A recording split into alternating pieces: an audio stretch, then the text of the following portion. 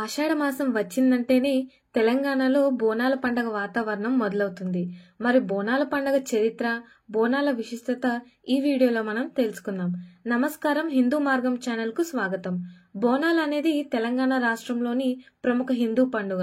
ఈ పండుగను ముఖ్యంగా హైదరాబాద్, సికింద్రాబాద్, తెలంగాణ ఇతర ప్రాంతాల్లో ఎంతో మంది భక్తి శ్రద్ధలతో జరుపుకుంటారు.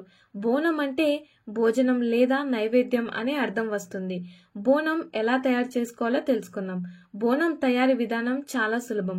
ముందుగా ఒక కొత్త మట్టి కుండను తీసుకోవాలి. దీనిలో బెల్లం పరమాన్నం, పెసరపప్పు అన్నం లేదా నవధాన్యాలు పరమాన్నం వంటివి వండి పెట్టి గుడి దగ్గర అమ్మవారికి నైవేద్యంగా పెట్టాలి.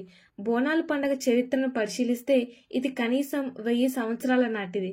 కాకతీయ రాజుల కాలంలో ప్రతాపరుద్రుడు గోల్కొండలోని జగదాంబిక ఆలయంలో బోనాల సమయంలో ప్రత్యేక పూజలు నిర్వహించేవాడని చరిత్రలో ఉంది. తర్వాత వచ్చిన ముస్లిం నవాబులు కూడా బోనాల పూజలకు అనుమతి ఇచ్చారు. హైదరాబాద్లోని జగదాంబిక అమ్మవారి ఆలయం అత్యంత పురాతనమైనదిగా ప్రసిద్ధి. 1813లో హైదరాబాద్, సికింద్రాబాద్ ప్రాంతాల్లో ప్లేగ్యూ వ్యాధి విస్తరించడంతో ప్రజలు మహంకాళి అమ్మవారిని ప్రార్థించారు. మధ్యప్రదేశ్లోని ఉజ్జయినికి చెందిన మహంకాళి ఆలయంలో మొక్కుబడిగా ప్రార్థనలు చేసి వ్యాధి తగ్గితే తమ ప్రాంతాల్లో అమ్మవారి ఆలయం నిర్మిస్తామని మొక్కుకున్నారు. వ్యాధి తగ్గిన తర్వాత సికింద్రాబాద్లో ఉజ్జయిని మహంకాళి ఆలయం నిర్మించి ప్రతి సంవత్సరం బోనాలు జరుపుకునే ఆనవాయితీ మొదలైంది.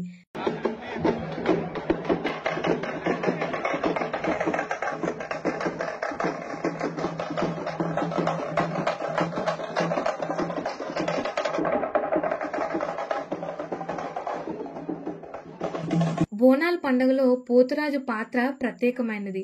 పోతురాజు అమ్మవారి సోదరుడిగా భావించబడతాడు.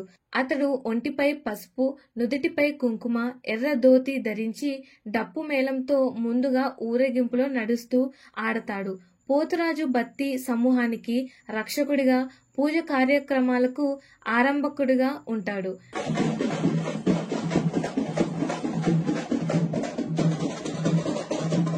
బోనాల పండుగ విశిష్టత ఏమిటంటే ఇది తెలంగాణ సంస్కృతి సాంప్రదాయాలకు ప్రతిబింబం. గ్రామ దేవతలైన ఎల్లమ్మ, పోచమ్మ, మైసమ్మ, బాలమ్మ, మహంకాళమ్మలకు ప్రత్యేక పూజలు నిర్వహించడం, మొక్కులు చెల్లించడం, కుటుంబానికి శాంతి, ఆరోగ్యం, ఆనందం కోరడం ప్రధానమైన ఉద్దేశం. పండుగ చివరి రోజు రంగం అనే కార్యక్రమంలో ఒక మహిళ మట్టి కుండ మీద నిలబడి భవిష్యవాణి చెబుతుంది. ఈ పండుగలో బంధుమిత్రులు, స్నేహితులు కలిసి ఆనందంగా పాల్గొంటారు.